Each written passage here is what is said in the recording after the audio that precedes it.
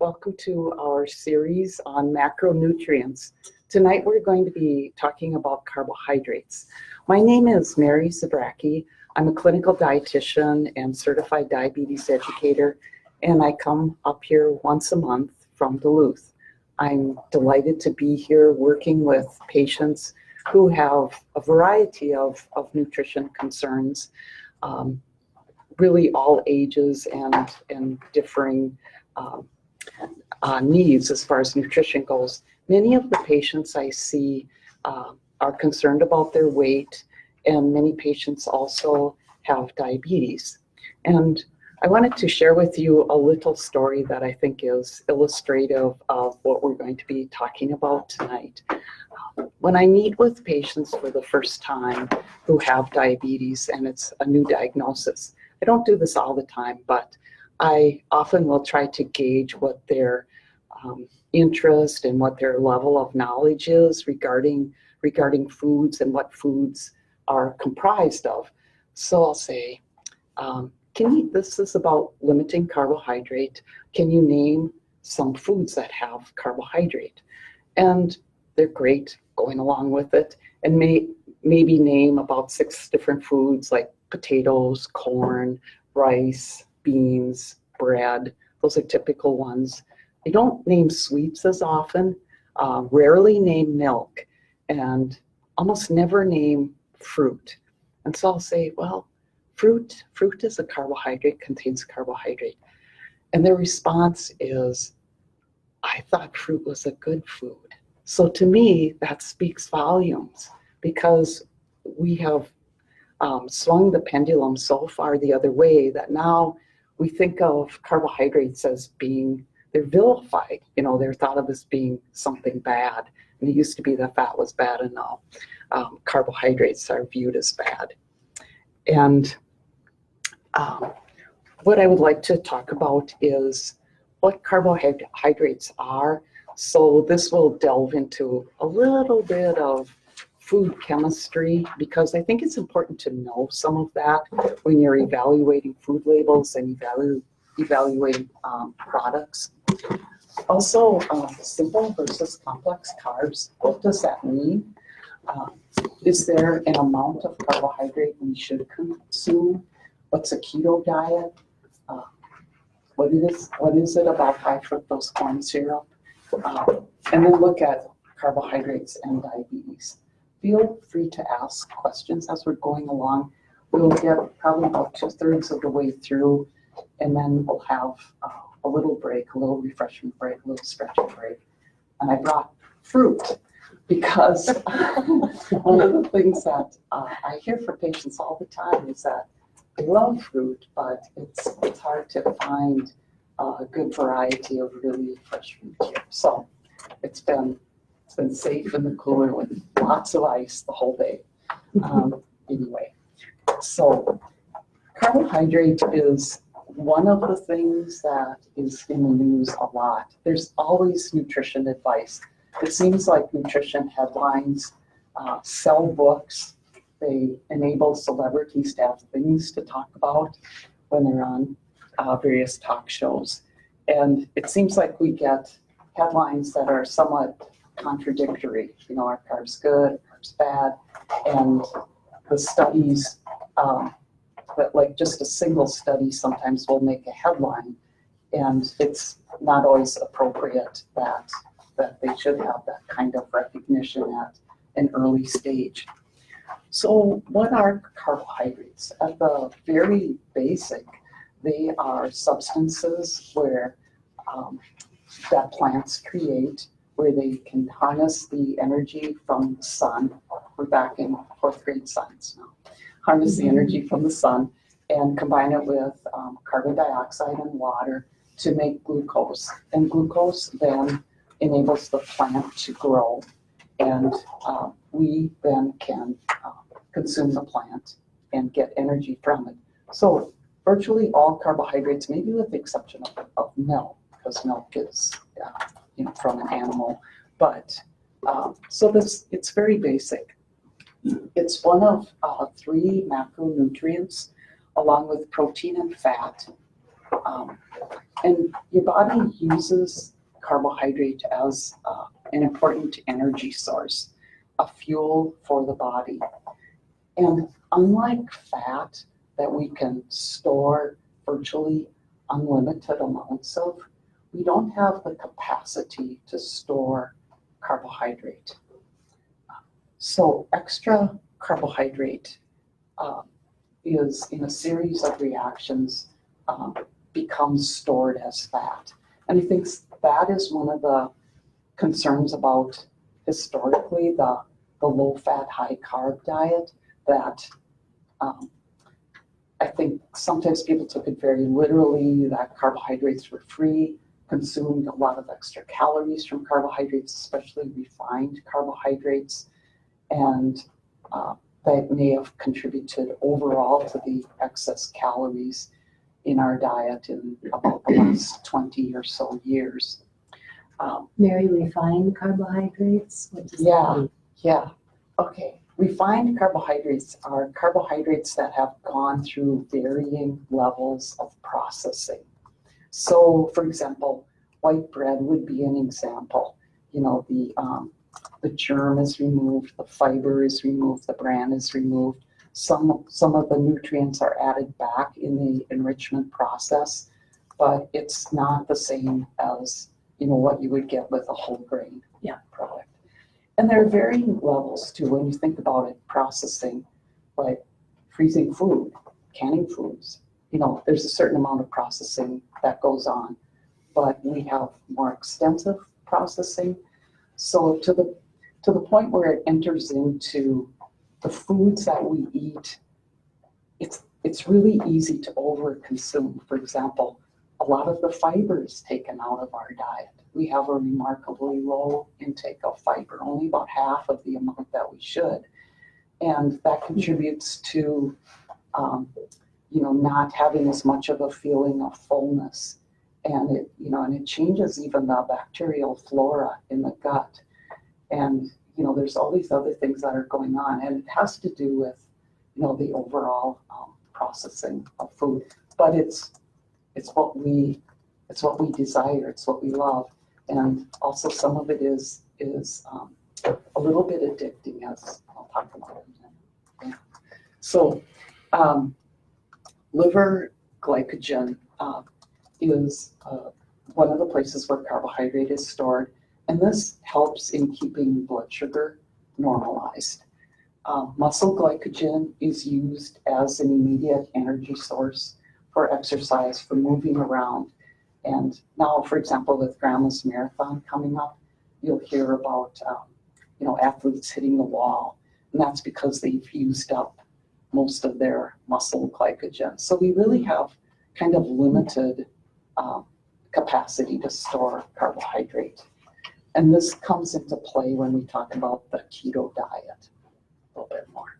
So these are common foods that have carbohydrate, huge numbers of different types of foods. And in fact, probably the only things that don't have carbohydrate would be meat, fish, poultry, eggs, and fat. So most foods have varying amounts of carbohydrate. Yeah. So I included this about the macronutrients, carb, protein, and fat, so you could see the calories per gram. Alcohol is not a nutrient, but that contains about 7 calories per gram. So now, here we go, moving into the basic information about carbohydrates. So mono meaning one. These are the most common monosaccharides in our diet. And when you take in longer chain carbohydrates like starches, they are broken down into glucose. And so no matter how long the chain is, it's going to be broken down during the process of digestion. Fructose, you can probably identify that with fruit. And galactose, that's part of what we find in milk. So the next are disaccharides. So disaccharides are one of those monosaccharides plus glucose. And these are the ones that we find most commonly in our diet. Like maltose is a product that can be used by yeast in the fermentation process of beer. That's the least common disaccharide. Lactose, or the sugar in milk, is a combination of glucose and galactose. And then sucrose, ordinary table sugar, is actually fructose and glucose. So why talk about all these foods, all these compounds? One is that food labeling identifies these monosaccharides and disaccharides as sugar. So when you look at a label and you see total sugar, it includes these particular compounds. And in the past, up until just recently with the new food labeling law, you couldn't tell if these were sugars that were naturally present in the food or if they were added to the food. Like, here's an example. You pick up a carton of milk and you look at the label. It says a cup of milk has 12 grams of carbohydrate. And underneath it, it says it has 12 grams of sugar. People look at that and they think, what? There's sugar in milk, there's sugar added to milk. But no, it's the carbohydrate that's intrinsically present in the milk that's being counted as the total, as part of the total carbohydrate. So all of these things are considered sugars in food labeling. And here you have an example. I was just going to digress a little bit into food labeling, but an example of the new food labeling, and this will go into effect in January of 2020. Smaller food companies have another year to put this into action, and you probably already see some labels like this. The calories are in bold, and this is chocolate milk, so you can see that it gives you the total sugars, but you can see what part of that is coming from added sugars. So one of the guidelines, one of the healthy guidelines for Americans are to reduce the consumption of added sugars. And I think until this kind of labeling went into place, it was a little bit hard to tell what the added sugars were. You know, what was naturally present, what were the added sugars. Also, there's, serving sizes have changed a little bit. You know, what they've tried to incorporate serving sizes that are more like what people would eat. So, in other words, larger serving sizes. And I think of this as, you know, somewhat of a good thing, somewhat of a bad thing. I mean, is it encouraging people to eat more by having bigger serving sizes? On the other hand, we've probably all had the experience where we picked up a bag of trail mix, seemed like a small bag, eating the whole bag, then realized I just had 3 servings of trail mix. I ate, instead of 150, 450 calories of trail mix. So anyway, yeah. Do you have any thoughts on that? Do you kind of see it both ways, or do you think, and maybe it's more realistic to just have a bigger servings? I don't know. What do you think, Georgina? More realistic to have the bigger servings? Yeah. Well, I think we've been trained that way Mm-hmm. in our society Mm-hmm. to think bigger. Yeah. I mean, that shows in the sizes that we all are, you know, and it's gotten bigger. Yeah. So I think it's easy mindset, at least it is for me. Mm-hmm. You know, if you set something in front of me that's, you know, a bag of trail mix, Mm-hmm. I'll eat the whole thing. Oh, yeah. Yeah. You know, I just will. Mm-hmm. I know I don't have that much, I don't want to say control, but maybe it's just, I don't know what it is. I'll just eat it. Yeah, I think it's a built-in kind of thing to do. Yeah. Interesting. So I think it's probably harder to go from having big portions down to the size that you really should eat. Right. And so I guess we'll see, you know, how it plays out. The other thing I think is interesting too is that they will actually have the milligrams of these selected nutrients. And these are, you know, and it's also interesting to see some that have been added. I think the key ones will now include potassium, and something like 90% of the population, we don't get enough potassium. Yeah. And that's an important nutrient in helping to regulate blood pressure. Right. Yeah, so yeah. I've got a question on the previous slide, maybe it's Yeah, on this one sure. too. What you're saying about the total sugars, and then some of that is, I'm just trying to understand exactly what that's saying. Total sugars But, is 30, yeah, but it includes 17, and then it's 35.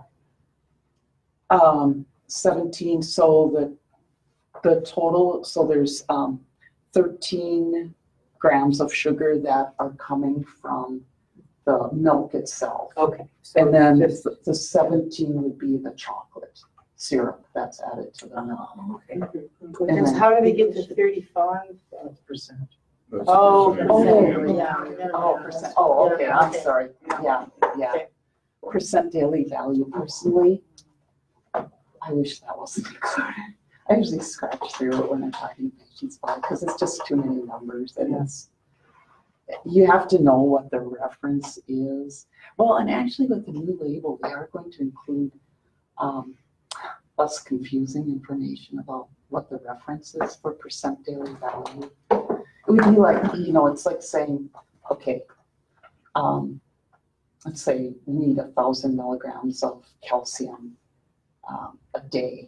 So if something had 300 milligrams of calcium in it, it would say a percent daily value of 30%. That's how that works. The only thing is, you need to know what the value is that they are comparing it to. You know, if that's not there, it's kind of ambiguous. I mean, it's just somewhat confusing. So I think some of these things will be a little more clear. Yeah. So the footnote at the bottom of the label has changed to better explain the meaning of percent daily value in relation to a 2,000 calorie diet. So it'll be percent daily value against some of those, or excuse me. No, that's the original label. No, it's not been added to it, so I guess we will see. Thank you, that was a very good question. Thanks. And we may think that sources of carbohydrate are just pretty basic to any one food, like fruit would contain fructose, but in fact, they really contain a whole variety of sources of carbohydrate. Like a banana has some starch, it has some sucrose, it has fructose. So food can be pretty complex. And this is, well, the most complex of them all, the polysaccharides that have lots and lots of molecules strung together. And they do have, you know, they're commonly what we know as starches, as starchy vegetables, as breads, as cereals, as beans, like kidney beans and so on. So those are those really long chain carbohydrates. But remember that they're all broken down into glucose ultimately when we ingest them. There are two main types of chains of carbohydrate in these polysaccharides. One is amylose and another is amylopectin. It's harder for enzymes to break down that long, more rigid amylose, whereas amylopectin has lots of different branches to it, many more than what you see here, and enzymes can break those down more easily. That's one of the ways that they get into the glycemic index of foods, which we could talk about for an hour or more. Glycemic index and glycemic load. It's a very interesting topic, but lower GI foods, lower glycemic index foods, have more amylose, and so they're broken down more slowly. So it's the same amount of carbohydrate, but it's released into the bloodstream a little bit more slowly. That's why including some of these foods, and they're often foods that are higher in fiber, can be of value because they make you feel full a little bit longer. They release the carbohydrate a little bit more gradually into the bloodstream. Whereas things with higher glycemic index, like a russet potato, for example, it's a more rapid action. So what about complex carbohydrates? Yeah, I just had somebody in and she said, my friend told me I should be eating more complex carbohydrates. What are complex carbohydrates? And I even had a physician ask me that years ago. And so, you know, it's one of those terms that we throw around a lot, but so I had to kind of do a little bit of research with it. So it was first published back in 1977 when George McGovern organized this Senate Select Committee for Dietary Goals for the United States. They mentioned complex carbohydrates, but they didn't describe what they were exactly. But somehow they got into, you know, our usual way of talking along with simple sugars. But then about 20 years later, the World Health Organization said, we don't really know what these are exactly. We should do away with these terms. But it didn't matter. They're still, you know, part of how we talk. It's part of what we say. There are definitely some confusing aspects of it, but by and large, simple carbohydrates are monosaccharides and disaccharides. Complex carbohydrates are these longer chains of starches and fibers. But somehow, people tend to think of complex carbohydrates as more whole grains and so on. And whereas, yes, fructose is listed as a simple carbohydrate, but you don't think of fruit as being a simple sugar. You know, and fruit has a lot of fructose in it. So it's still a bit confusing that way. But whoever had a question about complex carbs. So, okay, so yeah, just as confusing as ever, more confused. Well, it seems like lots of books will diss grains and things like that are higher on the glycemic index. Yeah. And they'll kind of group them all together as if we would not be capable of comparing something that was high or low. So they are like, well, that's too complicated for you guys anyway, so forget about it. Yeah. And so just feeling like it's rare that the lower glycemic index carbs are, unless you have a book that's just about that. Mm-hmm. Yeah, exactly. And, you know, the thing about glycemic index too is that what's probably more relevant is the glycemic load, and that, you know, gets to be, you know, a little bit more detailed. The food has, you know, a certain glycemic index, but then how much of that food are you eating? So if you're eating a lot of it, and even if it has a low glycemic index, that's a lot of carbohydrate.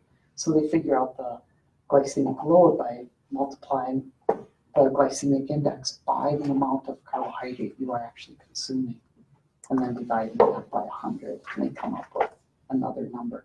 So when you're reading books that, like, they'll claim things like, well, watermelon has a really high glycemic index. Well, that's true, but you might not be eating the huge amount of carbohydrate or of watermelon that would be needed to give it a high glycemic load. You know what I'm saying? So it gets kind of distorted that way. So that's one thing when you're reading diet books, I would be very cautious about how that is interpreted. And I think with glycemic index, though, what you can take away from it is, even if you're not going to figure out, you know, glycemic load or anything like that, I would never ask patients to do that. But I have patients who have interests in it. So I will give them information. And kind of the takeaway message is that, foods that have a bit more fiber, that are more in their whole form, that are less processed, tend to have lower glycemic indexes. Not exactly, but for the most part, they would. So I'm still confused. Which one is the one you strive for, the simple or the complex? In general, more complex. More complex is Yeah. better. Okay. Okay. Another type of fiber or type of carbohydrate is fiber. And as I was mentioning before, that our diet is pretty low in fiber. The recommendation is to have, at least 13 grams of fiber for every 1,000 calories. So an amount of fiber that we should try to include is about 25 grams of fiber in a day. We probably get about half of that much. So fiber is found in many different forms in foods. Celluloses that are the structure of plants, pectins, bran, gums, other, lots of different things that are considered fiber. And as you are including the amount, a little bit more fiber, be sure to include more water, because fiber really does take up more water as it's going through your system. Fiber can be incorporated in your diet in a variety of different ways. And I would say, don't think of it in terms of necessarily counting grams of fiber, but think of it in terms of part of your usual diet pattern that's going to include more sources of fiber. For example, at breakfast, maybe you would have a cereal that had more fiber in it, or an old-fashioned oatmeal that had more fiber in it. And maybe you would have a piece of fruit as a snack, or some almonds as a snack, which would have more fiber. And having a salad where you have a variety of vegetables, but then threw in some kidney beans, for example, for a little more protein, a little more fiber. So don't worry about getting that amount in gram by gram, but just look at your diet in terms of an overall pattern and things that you could do. That being a good thing, Yeah, really. yeah, Yeah. yeah. And I think the guidelines, some of the guidelines now are really getting away from percentages and so on, and thinking more of, okay, what is the pattern of eating? What is the way that you eat in a normal day, and what you feel comfortable with?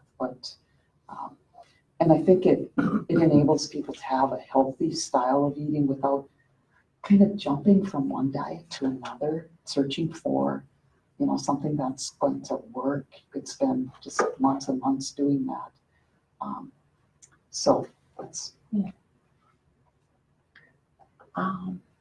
So these are some foods that, gradually they add up to a fair amount of fiber in the diet.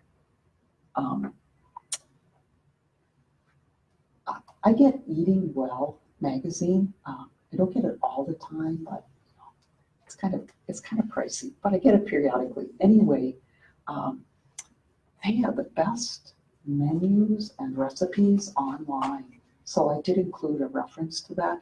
So this is an example of a 1,500 calorie meal plan, which includes about 35 grams of fiber.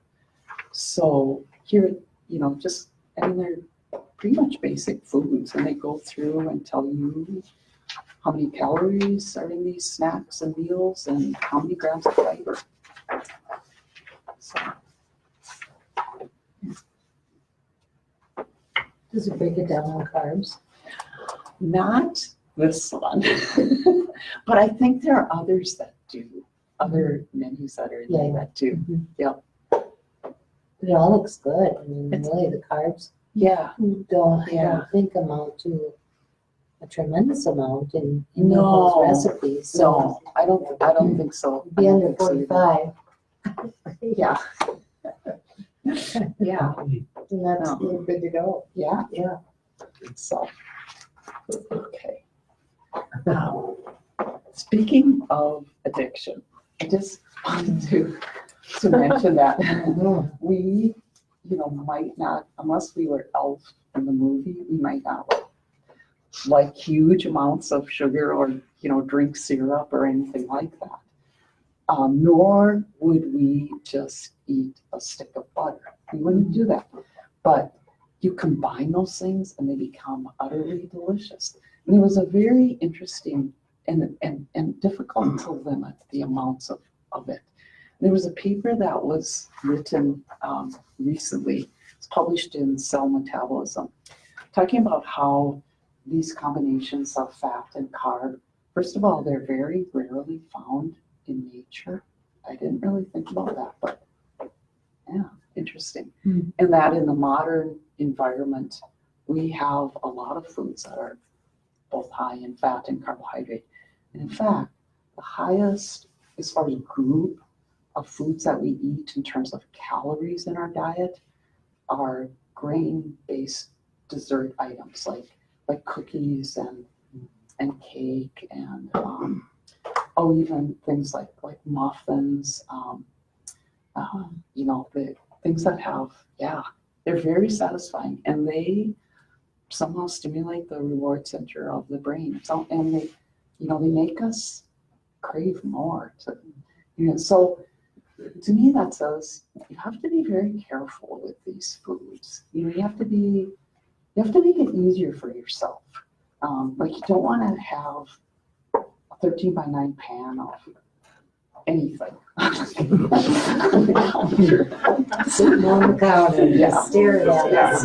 Or you could be like me. I can't even have the mixer on the counter. It makes me think of making cookies. Yeah. So in any case, and so you shouldn't really think of it as, I don't have willpower. I can't. It's probably really programmed in that, and it's hard to get away from that. So, and I was talking to somebody the other day, and he told me that he's established, he travels for work, so he ends up going to convenience stores, and getting gas and so on. And he says, I've made it a rule that I will not buy anything there. I've just created a bright line. So otherwise, you go into Quick Trip or any like that, and there's all this stuff to buy. Yeah. And when I was a kid, when you got gas, you just got gas. And sometimes people would help you wipe the windshield, and you weren't confronted with all kinds of snacks and stuff. So they are all over, and in big sizes too. You go to the movies and huge sizes. So I just want to touch on the dietary guidelines just a little bit as far as carbohydrate is concerned. So these are for most Americans, and they're fairly general, fairly common sense. Eat less saturated fat, have calories that are appropriate to your needs, eat less sodium, eat less added sugars and sweets, and supporting a healthy pattern of eating. This is interesting, I think, how they developed this particular graph. You can think of orange as the undesirable aspect of this, and what it shows, like on the left-hand side, is the percent of the population that are below the recommendation or the limit. So you can see that 85, and that's even counting, I think, potatoes as a vegetable. 85% of Americans don't eat enough vegetables. Many don't eat enough fruit. Grains, I can't figure that out yet, because I think we eat a lot of grains, pizza crust, bagels, and so on. Maybe they were looking more at whole grains. I need to read that a little more closely. Not too much in terms of dairy. Protein foods, kind of in the middle a little bit. But added sugars, wow, there they are.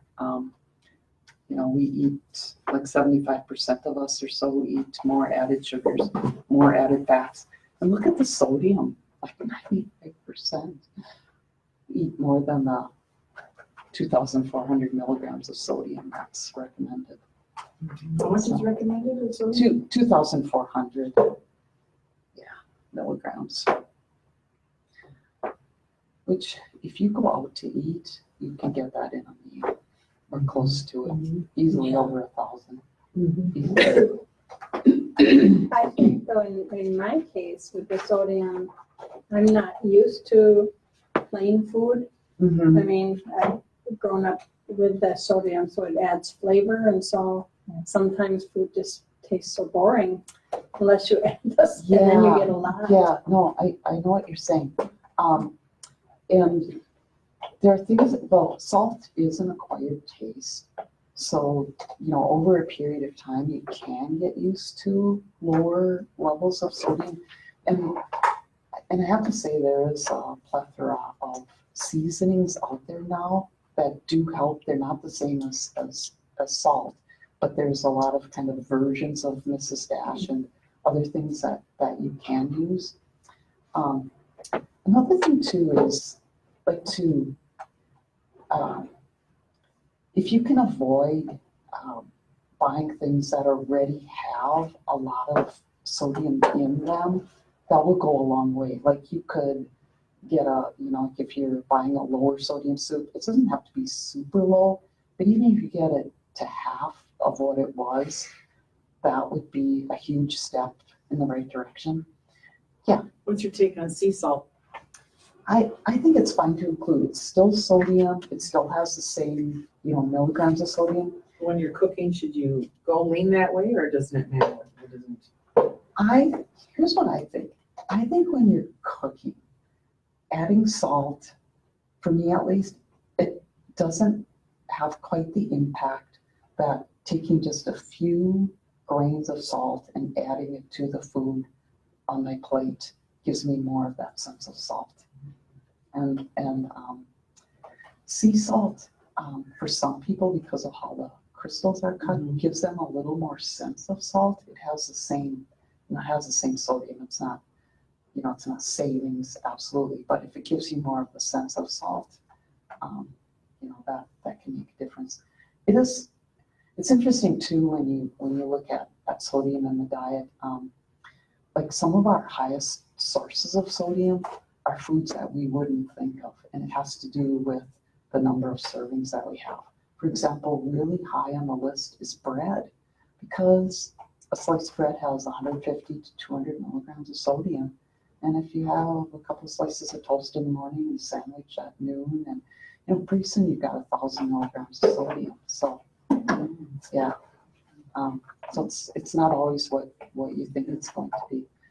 And the other thing too is, just incorporating more foods in their fresh form is going to give you less sodium right off the bat. So Yeah, anything canned or prepared is tons of salt. yeah, it really changes. Even how can it cereal. go? Yeah. Oh yeah, even cereal, there's a huge range. Like So we looked at chocolate chips versus some cereals, and you'd be better off eating a bag of chocolate chips. oh Just compare Because of labels, sodium. it's shocking, yeah. yeah. You can get cereals that have just about 0 milligrams of sodium though, and I'm kind of surprised, but shredded wheat would be one, and old-fashioned oatmeal would be another. And for some reason, bran cereals are higher in sodium. I don't know why that is, but like Raisin Bran, pretty high. Yeah. You keep mentioning old-fashioned oatmeal. What about instant oatmeal? You're not a big fan of instant oatmeal? Well, here's my take on it. It's just as easy to make the old-fashioned in the microwave. Honestly, it's practically just as fast. Define old-fashioned oatmeal. It's the kind that's a slow cooking. It's You a can slow. do that in the microwave just as well as the instant, really. So regular old rolled oats, Quaker oats, that's what I eat. Yep. Yeah. Can make it You in the got a little microwave. crock pot, you can make that while you're taking a shower. Yeah. Put that in and make your Okay. eggs never crumble. Brown sugar, Yeah. whipped cream. It's really good. It's that whole grain thing again, you know. Yeah, less then it's a processed. dessert. When her dad had a heart attack 30 years ago, she took the salt shaker off the table. We go out and eat, and I know when I've had high sodium, because I'm sucking water like a madman for the rest of the day. Don't you hate that? Yes. Oh, Well, it just tells me, it's like, well, I shouldn't have had that pizza. Oh. yeah. Pizza's one way. And sometimes the foods don't even taste that salty when you're eating. No, they No, don't. they don't. They don't. But you realize. Pepperoni doesn't taste salty, but that's horrible. Yeah, exactly, exactly. Okay, so, yeah, we summarize that. In this publication, they have a lot of different graphs like this, and one thing I think is interesting, they take, desirable foods to eat, like dark green vegetables, like broccoli, collard greens, and so on. And if you think of the blue bars are the recommended cup equivalents that should be included in the diet for the particular ages there. And you see in the orange how how close they get on average to meeting those. And look at how diets improve as people get older. Or is it because the people who eat better starting out are living longer? I don't know. I mean, I think it's interesting. But you see that pattern in a lot of different ones. So anyway, yeah. So cutting back on added sugar where you are able to is very helpful. And so some of the sources of sugar in the diet, sugar that we really don't need would be soft drinks, for example, and that extends to energy drinks and fancy coffees and all of those things. They have a lot of added sugar, and then sweets and snacks, of course. But just cutting down on sweetened beverages, and that's excluding milk and fruit juice, would make a big difference. Diet pops are not good. Diet pops are okay. Diet pops, yeah, What's the sugar in most of those? 0.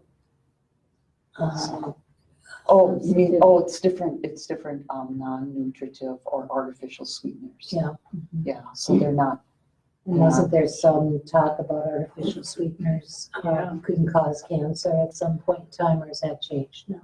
yeah, Or your body doesn't know how to break it down. If you Yeah. have too much. Initially- sweeteners. initially there were studies done with saccharin and Yeah. bladder cancer in rats. And so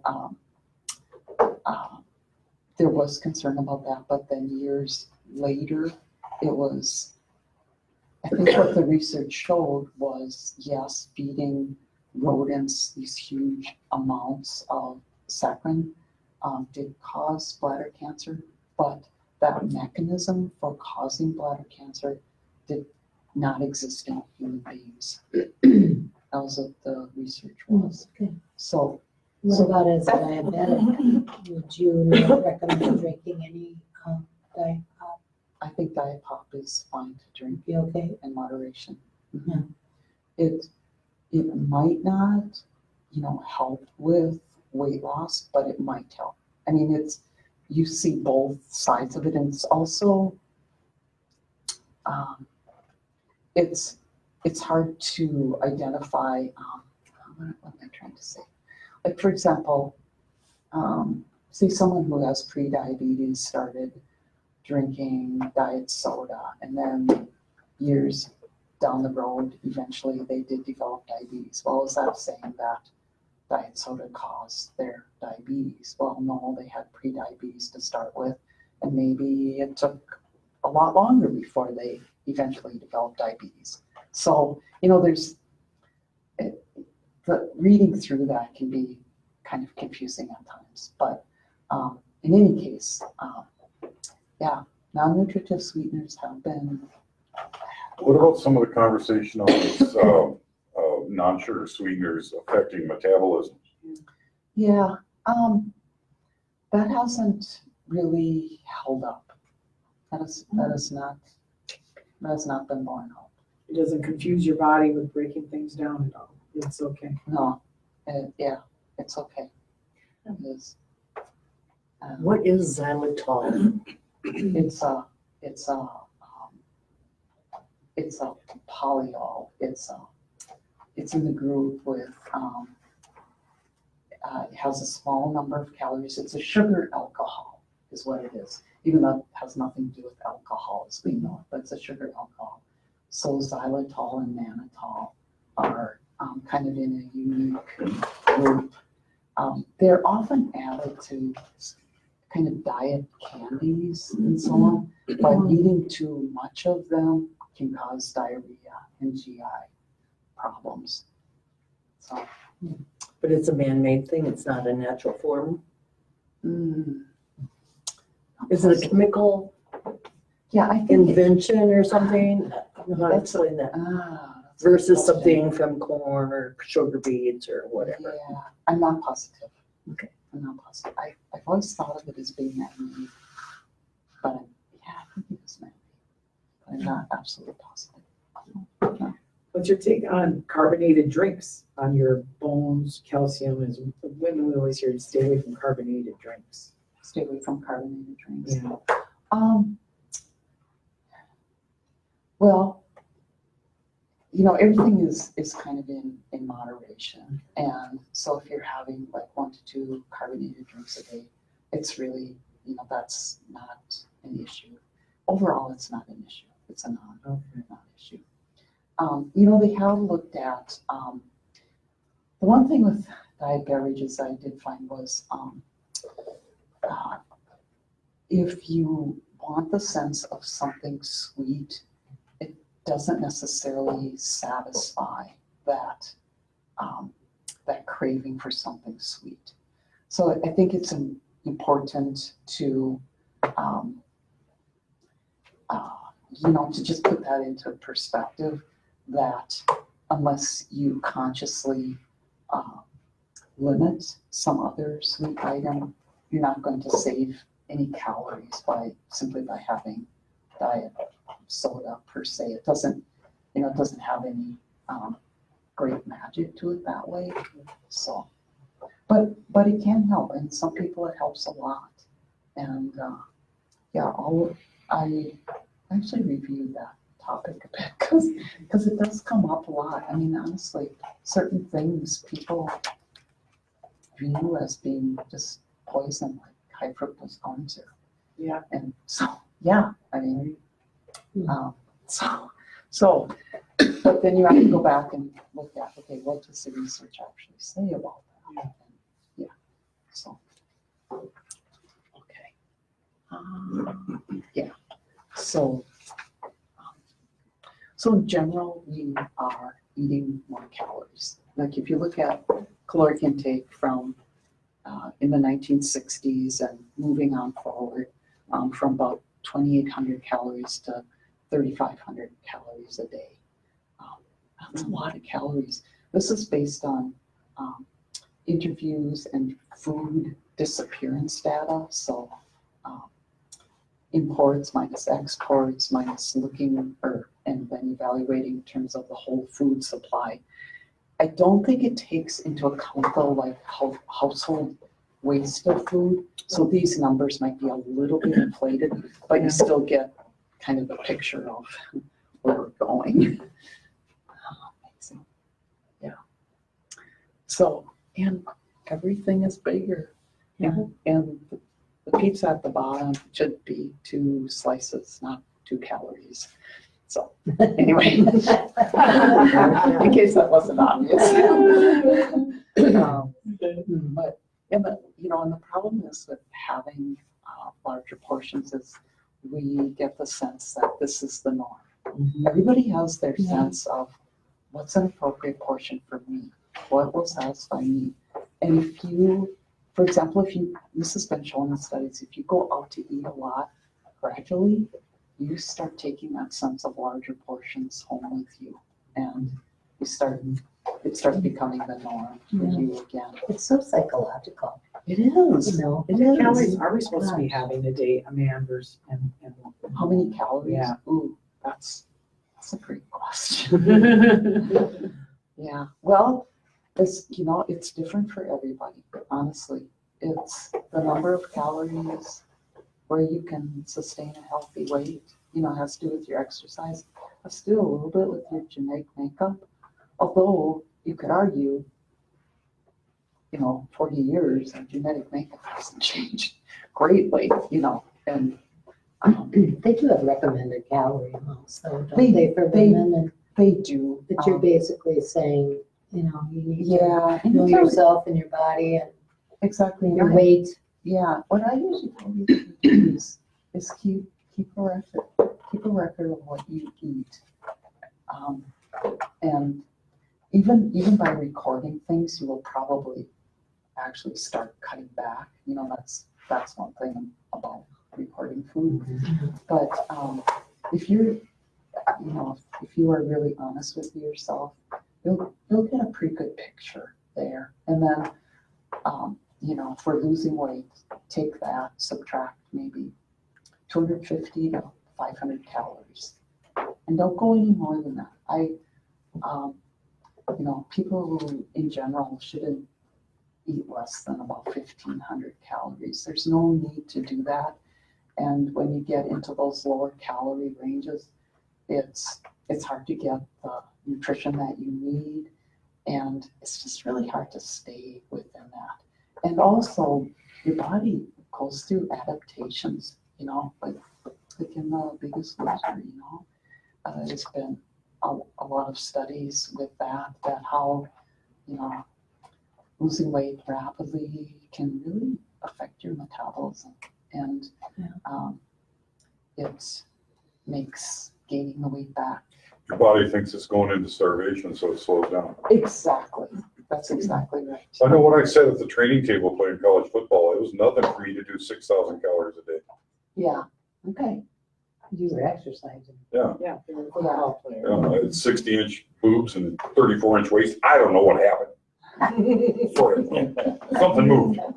But yeah, it was 6,000, and we had pasta at every meal. Breakfast, you had eggs and bacon and Yeah. pasta. Yeah. That's just the way it was. Yeah. So, but Yeah. things have changed. Yeah. And hard to change that, Yeah. because. Well, I think it was another, you were talking earlier about sweets and so forth and how it gets better as you get older. In our youth, our sugar receptors in our tongue are hyperactive, and it goes really, really well for us. As we get older, those sugar receptors fall off and the salt receptors pick up. Mhm. So the sugars, the candy bars, all that, you don't see grandma and grandpa eating it the way that, grandson and granddaughter do. Yeah. Because they're not getting the same Mhm. endorphin release from it, so. Mhm. And we don't learn to eat salt as much as, well, I know, like I said earlier, when she took that salt shaker off the table, I can tell when I've had McDonald's. Yeah. Yeah. It's like, wow. It's definitely an acquired taste. Yeah. And, our, the prehistoric versions of us didn't have, No. didn't have sodium in the environment, in our Yeah. environment. Yeah. We had, thousands of years ago, we had a lot of fiber. I was just reading an article, talked about how, the average person ate like close to 100 grams of fiber. That's just incredible. But, we were about hunter-gathering people. I just Yeah, think that's so right. interesting. I do all my hunting and gathering at Sam's Club. That's right. That's great. Yeah. Oh, Spencer's there. Okay, so we'll have half hour. Okay, all right. Okay, so what's the right amount of carbohydrate? The source is important, not just the total amount. I think we've kind of made that clear. One thing I wanted to point out, I don't think you ever read the Blue Zones. It's about people who live the longest in different parts of the world. It's by Dan Buettner. He's at the University of Minnesota, was at the University of Minnesota. Anyway, You know, we do have to recognize too that as we're talking about minimizing carbohydrate, we are of course talking about the quality of carbohydrate. And there are populations in the world that, yes, they have other really beneficial things in their lifestyle. You know, they exercise just as a matter of their normal daily activity, and they have great support from family, and they have less stress. So all of this contributes to longevity plus some genetic component. Nonetheless, all of these populations eat a fairly high carbohydrate diet, and you know, they include healthy fats, but they are the people in the world who live the longest. Interesting. So as far as the latest dietary guidelines, they suggest 45 to 65% of calories coming from carb. So that would translate based on 2,000 calories a day. That would be up to 225 grams of carbohydrate, or up to 325. Now, clearly that sounds like a lot of carbohydrates, especially in light of a keto diet, which is 20 to 50. But most Americans eat on the lower end of the spectrum of carbohydrate, and people who have diabetes tend to overall be a little bit lower than that, like maybe more like in the 40 to 45% range or so. So this is what a menu would look like that had about 50% of calories from carbohydrate. And I think it's interesting that this menu actually has more fiber in it than my high fiber menu did. But yeah, so anyway. So that's what that would look like. Veggie and hummus sandwich? Yeah, Oh, you got to. I'm sorry, there it is. There's a recipe for that. Not at your house. No, that's fine. Okay. You gotta try it. You ever eaten hummus? I have eaten hummus. You like it? I do. I like do it. actually. Yeah. Do you lie to yourself often? I Hummus, do. ground up garbanzo beans? Well, honestly, I wish I liked beans more. I wish I incorporated more beans in my diet. I think that's one place I could improve. Totally. Yeah. I won't tell you about all the other stuff. So again, you know, hats off to Eating Well for making these meal plans available. Okay, the American Diabetes Association, in their latest guidelines, they feel that they can't identify an ideal amount of carbohydrate. So they're actually looking at some really low carb diets and more moderate levels of carb, but looking at low carb too, and even keto diets.